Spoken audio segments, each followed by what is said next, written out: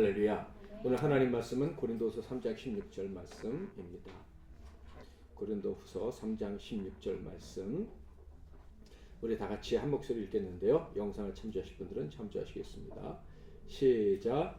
그러나 언제든지 주께로 돌아가면 그 수건이 벗겨지리라. 아멘. 제가 한번 더 읽어드리겠습니다. 그러나 언제든지 주께로 돌아가면 그 수건이 벗겨지리라. 오늘은 벗겨진 수건이라는 제목으로 하나님 말씀을 상고하겠습니다. 지난주 복습을 잠깐 해볼까요? 사도 바울은 고린도 교회 성도들을 자기의 편지다, 그리스도의 편지다, 심지어 자기의 속에서다, 나를 자처할 때 그 가장 당당하게 나 자신을 내세울 수 있는 게 고린도 교회 교인들 너희다, 이렇게 말했습니다. 근데 사실 우리가 알다시피 이 고린도 교회 교인들은 사도 바울을 아주 힘들게 했던 사람이고, 정말 먹고 싶지도 않고 주의 일을 더 이상 할 수 없다고 느낄 정도로 힘들게 만들었던 사람들인데, 어떻게 사도 바울은 이 고린도 교회를 이토록 사랑할 수 있었을까? 그것은 바로 하나님의 은혜 때문이었다. 성령의 감동하심 때문에 하나님이 자기 없는 자기를 사랑해 주신 것에 대한 진정한 감사가 있었기 때문에 다른 사람도 그렇게 사랑할 수 있었다. 함께 주 안에서 맺어진 자들은 끝까지 책임지고 끝까지 함께 한다는 것을 예수께로부터 배웠기 때문에 그렇게 할 수 있었다라는 말씀을 드렸어요. 그래서 우리는 성령이 주시는 은혜 중에 가장 큰 특징 중에 하나가 바로 이것이라는 것을 고백하게 됩니다. 그게 뭐냐면 자유예요. 자유. 외부의 환경에 흔들리지 않고 자기 마음을 지킬 수 있는 자유입니다. 상대방이 날 어떻게 대하든지 간에 내가 사랑하기로 했다면 그 결정이 변함이 없는 거예요. 내가 함께 하기로 했다면 그 결정이 변함이 없는 거예요. 실족하지 않습니다. 환경 때문에, 사람 때문에 실족하지 않습니다. 이것이 성령의 사람, 하나님의 영이 함께하는 사람의 특징인 거예요. 어떻게 외부의 조건 때문에 흔들리지 않는가? 당연하죠. 그의 안이 든든하기 때문이에요. 그의 영이, 그의 마음이 반석 위에 딱 서 있는 것처럼 흔들림이 없기 때문에 그 안에서, 즉 세상은 막 풍파가 요동치고 파도가 밀려오고 막 그런 기가 막힌 역사가 일어난다 할지라도 그 안에 하나님의 영이 거하신 자기 안에는 어떤 일이 벌어져요? 진정한 감사, 생명의 기운, 행복이 막 넘쳐나는 거예요. 그래서 예수님이 이렇게 말씀하셨어요. 요한복음 7장 한번 읽어볼까요? 37절 38절 시작. 명절 끝날 곧 큰 날에 예수께서 서서 외쳐 이르시되 누구든지 목마르거든 내게로 와서 마시라. 나를 믿는 자는 성경에 이른 것 같이 그 배에서 생수의 강이 흘러 나오리라 하시니. 아멘. 저와 여러분의 마음속에 이 생수의 강이 언제나 넘쳐나시기를 바랍니다. 환경은 막 남의 내 입에 막 독약을 막 집어넣으려고 하고, 뭐 군대에서 있던 건 담배를 막 물리려고 하고, 막 기가 막힌 어려움을 막 내에게 막 몰아넣지만 내 안에는 다시 살 수 있도록 하시는 생명의 물이 막 넘쳐나는 거예요. 그래서 외부에 대해서 뭐 힘들 수는 있지만 원망하거나 너 때문에 죽는다고 뭐 그 사람을 핑계대거나 미워하거나 이럴 일이 하나도 없다라는 거예요. 사실 우리는 다 알고 있어요. 겉사람이 중요합니까? 속사람이 중요합니까? 당연히 속사람이 중요하죠. 우리 하나님도 우리의 겉을 보시는 게 아니라 어딜 보신다고요? 우리의 마음, 우리의 속을 보신다고 하셨으니까 이 속사람이 제일 중요하다는 것을 잘 알고 있어요. 그런데 많은 사람들이 실족합니다. 왜 실족하냐 하면 속보다 겉을 더 중요시 여기기 때문이에요. 속사람이 제일 중요해, 우리의 마음, 우리의 영이 제일 중요해 라고 하지만 우리는 나도 모르는 사이에 겉에 있는 걸 집중하는 거예요. 밖에 있는 거에 마음을 쏟는 거예요. 그러다 보니까 자꾸 실족을 하게 되는 거예요.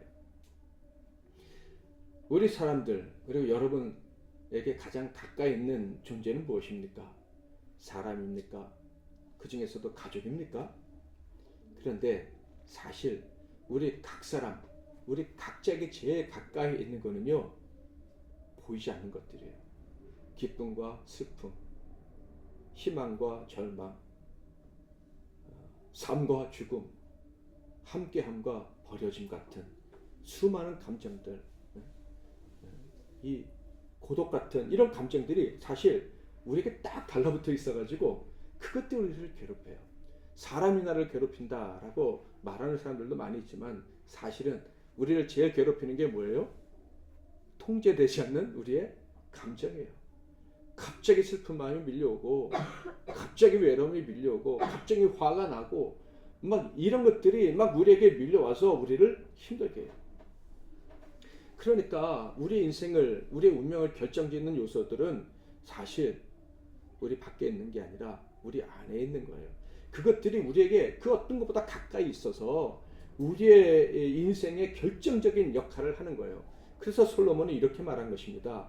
사람의 삶은 다른 것에 의해 결정되는 것이 아니라 무엇에 의해 결정된다? 그 보이지 않는 그 안에 있는 것을 결정된다. 잠언 4장 23절 시작. 지킬 만한 것 중에 더욱 내 마음을 지키라. 생명의 근원이 이에서 납니다. 생명의 물, 생명의 힘, 생명의 근원이 어디서 나온다고요? 마음에서부터 나온다. 그러니까 외부의 시선을 돌리지 말고 네 마음속에 내 영에 집중해라 이렇게 얘기를 하는 거예요. 분명히 성경에서 이렇게 가르치고 그래 마음이 중요해, 우리의 영을 잘 간수하는 게 중요해 이렇게 우리가 알고는 있지만 사실 우리는 아주 다양한 마음의 상태들과 계속 접하며 살아가게 됩니다. 보이는 사람들, 보이는 환경 여기에 적응하기도 쉽지 않은데 보이지 않는 내 감정에 적응한다는 건 사실은 생각처럼 쉽지가 않습니다. 삶과 죽음, 기쁨과 슬픔, 희망, 절망, 사랑, 고독, 충만, 결핍 이런 이 감정들이 막 왔다 갔다 하는 내 안에서 일어나는 그 엄청난 사건들과 계속 직면하면서 어떤 사람은 아주 극단적으로 직면을 하는 거예요. 그래서 조울증이라고 그러잖아요. 언제는 기쁘고 언제는 슬프고 막 그러고 살아가는 거예요. 그래서 사실 너무 힘들다. 너무 힘들다. 왜? 거의 대부분의 사람들은 이런 상황에 직면하면서 그냥 오르락내리락, 남들 보기에는 맨날 똑같은 것 같은데 자기 혼자서 오르락내리락 하면서 살아가야 하느냐? 그것이 바로 우리의 죄 때문이다. 죄 때문이다. 죄로 말미암아서 자유를 잃어버렸기에 내게 없는 거예요. 내 삶을 내가 어떻게 통제할 수가 없는 거예요. 자유를 잃어버려서 스스로를 통제하지 못하고 아주 작은 요인에도 허무할 정도로 허물어지면서 이렇게 살아가는 이런 인생이 저와 여러분이다. 여러분 경험해 보실 때로는 실체도 없는 감정에 그냥 기분이 안 좋은 거예요.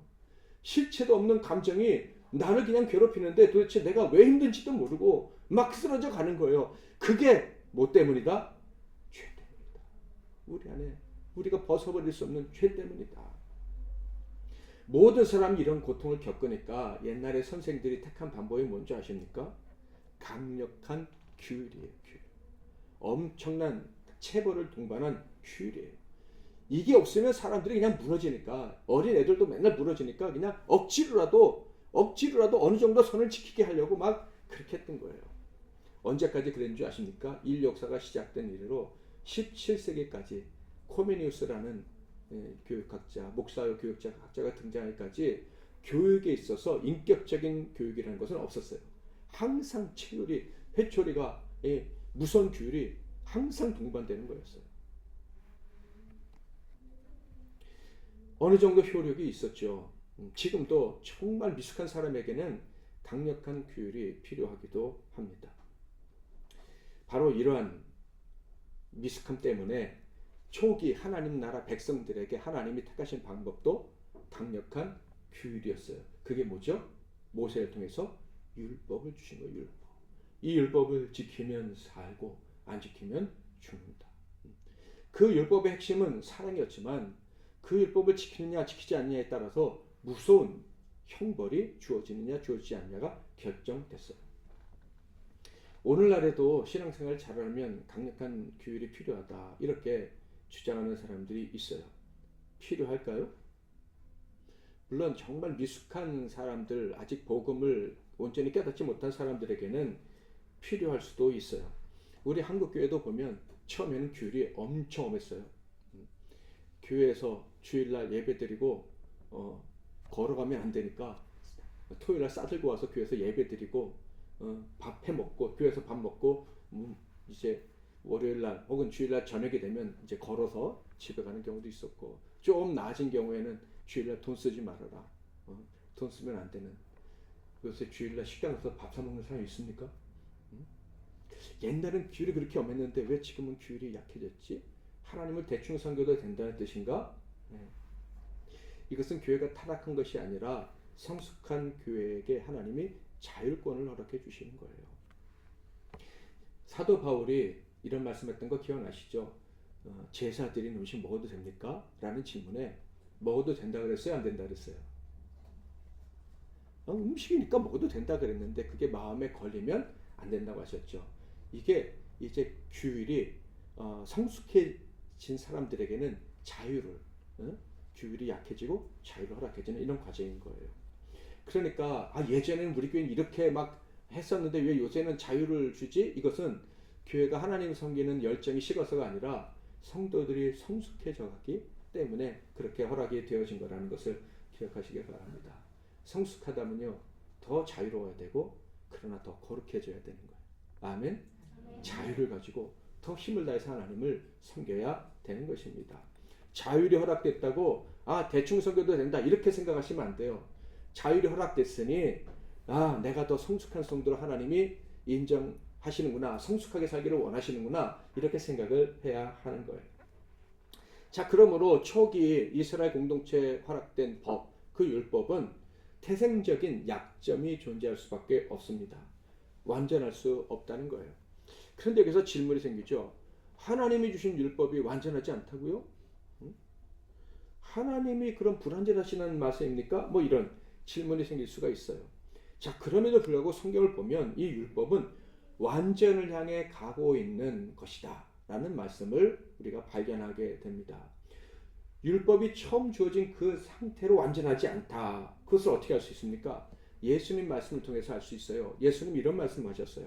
마태복음 5장 17절 내가 율법이나 선지자를 폐하러 온 줄로 생각하지 말라. 폐하러 온 것이 아니요 완전하게 하려 함이라. 아멘. 그러니까 율법은 분명 완전해져야 되는 부분이 있구나 하는 것을 예수님 말씀 속에서 알 수 있어요.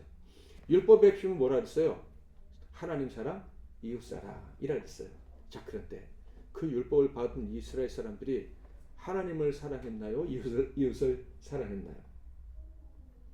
율법을 받은 이스라엘 사람들의 역사를 보면 하나님 사랑, 이웃 사랑하는 순간은 있긴 있었어요.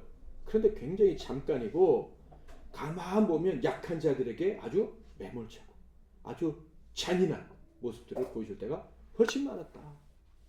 그 엄청나게 완전에 가까운 그 법을 받았음에도 불구하고 강한 자들에게는 비굴하고 주눅들고 약한 자들에게는 강한 그런 모습을 가지고 살아가는 사실 무법천지에 속한 사람들이 사는 것과 별반 차이가 없었다라는 것을 우리는 성경을 통해서 발견하게 됩니다. 달리 표현하면 하나님께서는 율법을 주시고 이 법을 지키면 너희들은 언제나 이길 거야. 언제나 승리할 거야. 담대해라 말씀해 주셨지만 그들은 어떻게 했다고요? 늘 비굴했어요.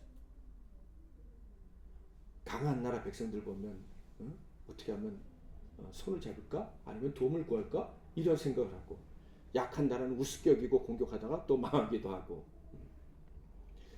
그들은 엄청난 특권을 가졌고 세상 누구도 갖지 못한 사랑의 법, 율법을 선물로 받았는데 왜 늘 그들은 실족했을까요? 왜 그들은 넘어지고 심지어 하나님의 심판을 받고 그런 일을 반복해야만 했을까요? 실족하는 이유는 발을 잘못 디뎌서잖아요. 그렇죠? 그 다음에 발을 잘못 디디는 이유는 길을 제대로 보지 않았으니까 발을 잘못 디뎌서 넘어지게 되는 거예요. 여러분, 어떤 사람이 실족했다면 결국 시선과 그리고 그 발걸음이 문제인데 하나님의 사람이 실족할 때는요, 그 이유는 딱 한 가지입니다. 누구를 바라보지 않아서? 하나님만을 바라보지 않아서. 율법을 통해서 죄를 깨닫는다. 로마서 말씀이 있잖아요. 그건 무엇입니까? 율법 속에서 하나님만을 바라보라는 거예요. 그래서 죄를 깨닫고 하나님을 의지하라고 율법을 주셨는데, 율법을 받은 사람들이 누구를 바라봐요? 율법을 받았음에도 불구하고 넌 하나님만 안 바라보면, 하나님만 바라보지 않으면 죽어 하는데도 누굴 바라봐요? 사람을 바라보니까, 세상을 바라보니까 실족하게 됐다. 실족하니까 그 다음부터는 한번 넘어지니까 누가 도와줘야 되고 누가 일으켜줘야 되고 자기 스스로 살아갈 힘이 현저하게 줄어드는 거예요. 자유가 사라지게 된다. 여러분, 하나님만을 바라봐야 될 사람들이 세상을 바라보면 자유를 빼앗깁니다. 하나님만을 의지해야 되는데 세상 방법 추구하면 더 이상 정말 내가 원하는 대로 살아갈 수가 없어요. 하나님의 기뻐하시는 삶을 살아갈 수가 없어요. 그냥 여기저기 세상에 끌리면서 살아갈 수밖에 없습니다. 실족한 사람들은요, 보이지 않는 것에 집중해야 되는데 보이는 것에만 집중해야 되는 거예요. 정말 가까이 계신 하나님을 바라봐야 되는데 그보다 멀리 떨어져 있는 사람 환경을 더 바라보았기 때문에 실족하는 거예요.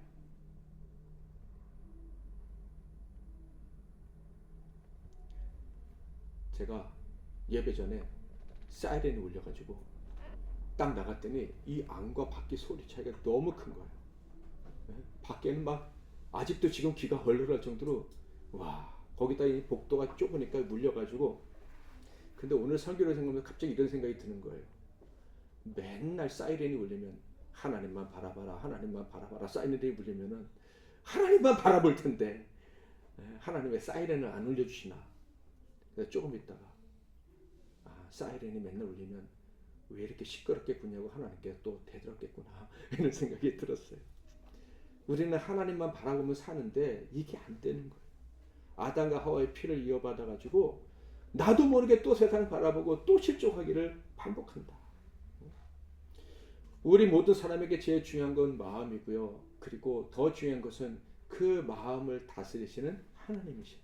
아멘. 그 하나님만 바라봐야 우리는 자유를 누리는 거예요.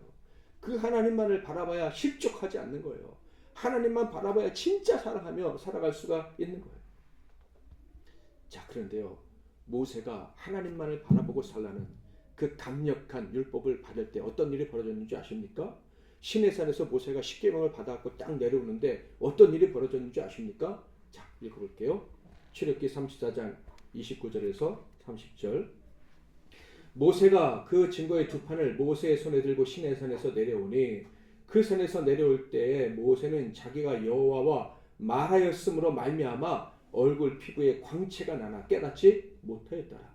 아론과 온 이스라엘 자손이 모세를 볼 때 모세의 얼굴 피부에 광채가 남을 보고 그에게 가까이 하기를 두려워하더니. 자, 여기서 이 말씀 속에서 여러분 무엇을 느낍니까? 두 가지 사건을 크게 느낄 수 있는데, 야, 사람이지만 하나님과 가까이 하면 빛이 날 수 있구나. 두 번째, 그런데 그 하나님과 가까이 하고 온 그 사람을 볼 때 사람들은 누구를 보느냐? 하나님이 아니라 사람을 본다는 거예요. 사람을 본다. 보세요. 30절 다시 볼까요? 아론과 오는 이스라엘 자손이 누구를 볼 때? 모세를 볼 때. 모세의 얼굴 피부에 광채가 남을 보고 누구에게? 모세에게 가까이 하기를 두려워하다니. 야, 그 하나님만 바라보는 하나님의 법을 줬는데 사람들은 본능적으로 누구를 바라봐요? 사람을 바라본다는 거예요. 사람을. 하나님 바라보라고 율법을 주셨는데 보이지 않는 그 하나님만을 의지하라고 그 엄청난 법을 모세를 통해서 주시고 하나님과 함께하면 이 사람이 이렇게 영광스러워질 수 있다는 것을 보여주셨는데, 그런데 사람들은 그 하나님과 하나님 주시는 영광을 보는 게 아니라 사람을 보고 사람을 두려워하더라.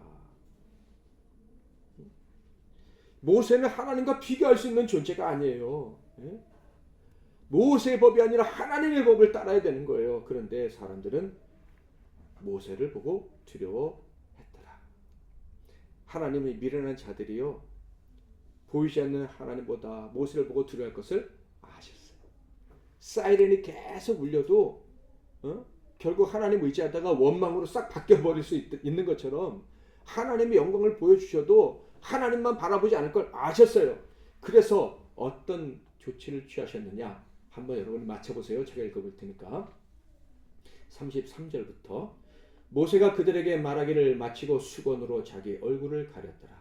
그러나 모세가 여호와 앞에 들어가서 함께 말할 때에는 나귀까지 수건을 벗고 있다가 나와서는 그 명령하신 일을 이스라엘 자손에게 전하며 이스라엘 자손이 모세의 얼굴에 광채를 보므로 모세가 여호와께 말하러 들어가기까지 다시 수건으로 자기 얼굴을 가렸더라. 어떻게 했다고요? 수건으로 모세가 자기 얼굴을 가렸다. 왜요? 나를 보지 말고 하나님을 봐라. 나를 두려워하지 말고 하나님을 두려워해라.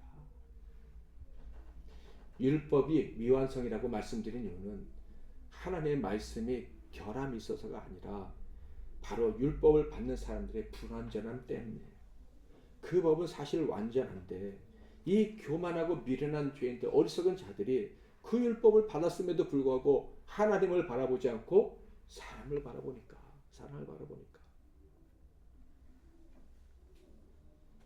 요즘 수많은 이단들이 왜 생깁니까? 저분 말씀이 너무 좋아. 은혜롭고 기적도 때론 나타나는데 문제는 자기도 모르게 누구를 바라봐요? 사람을 바라보니까. 이 훌륭한 목사님들도 자기를 바라보니까 나도 모르게 자기가 정말 대단한 줄 착각하는 그런 마음을 갖는 경우도 있는 거예요.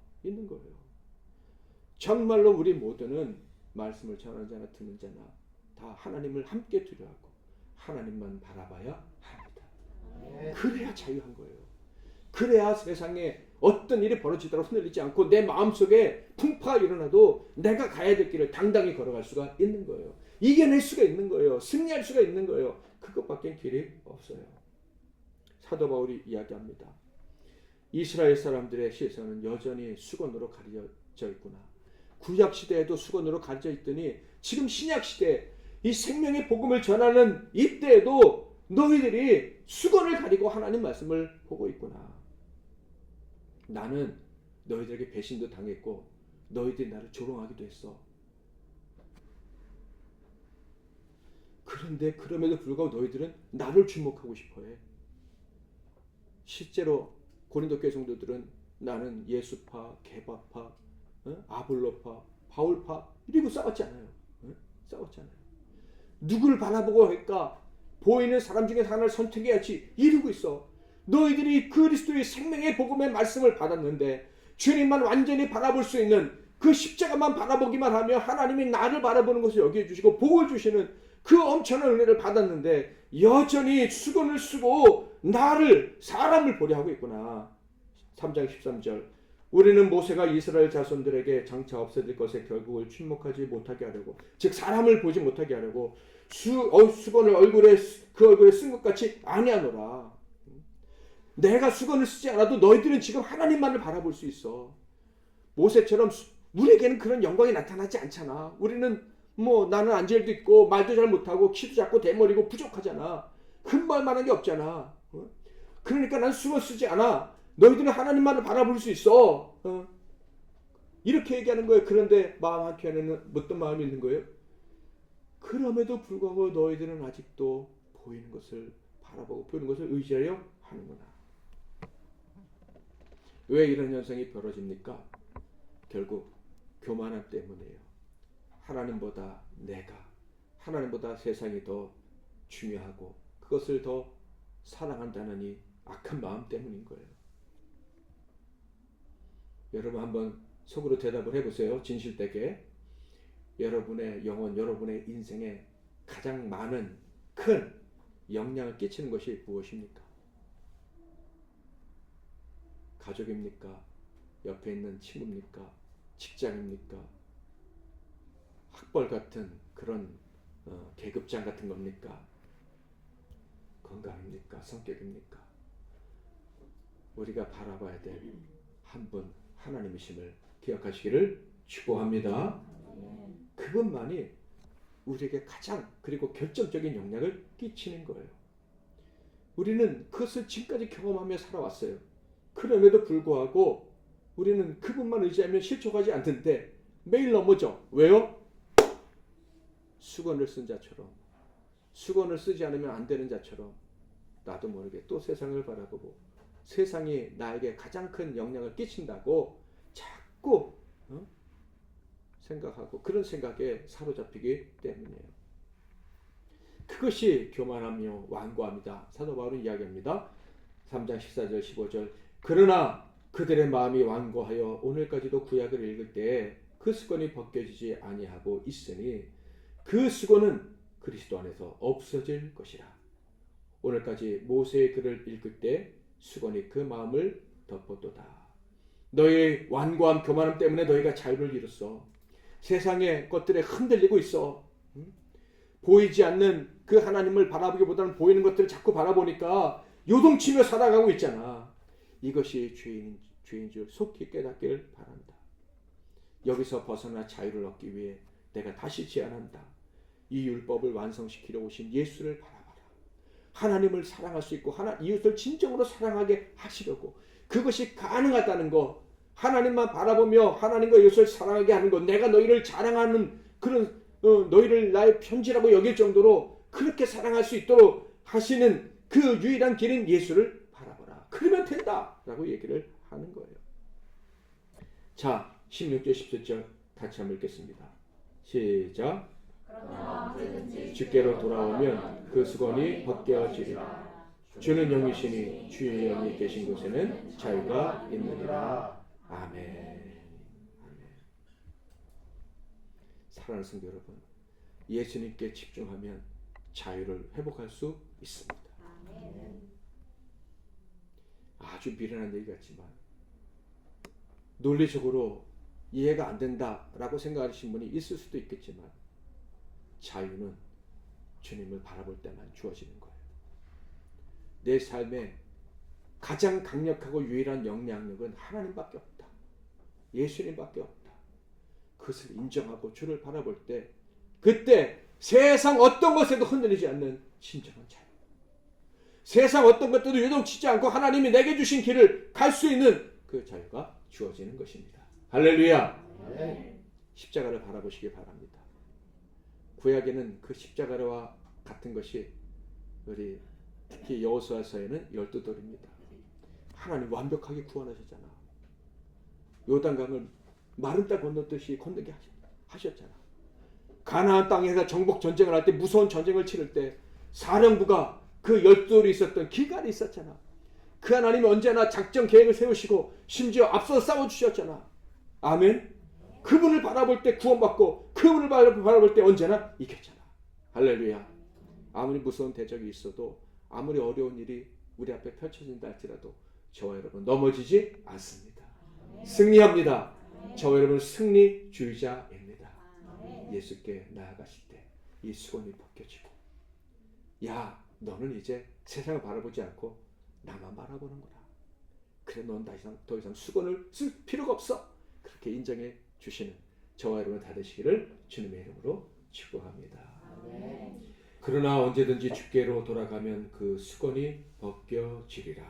아멘. 이제는 우리 주 예수 그리스도의 크신 은혜와 우리 하나님 아버지의 극진하신 사랑하심과 성령님의 위로교통 충만 복주신 은혜가 하나님만을 집중하여 바라봄으로 말미암아 세상 그 어떤 것에도 흔들리지 아니하고 자유롭게 복된 삶을 그리고 행복하게 살아가게 될 이 시간 머리 숙인 모든 종들 한 분 한 분 위에 그들의 사랑하는 모든 이들과 그들의 마음과 또 꿈과 일터 위에 이 나라와 이 민족과 세계 열방과 주님께서 피로 갖추고 사신 우리 12돌 교회 위에 이제로부터 영원토록 함께 하실지어다.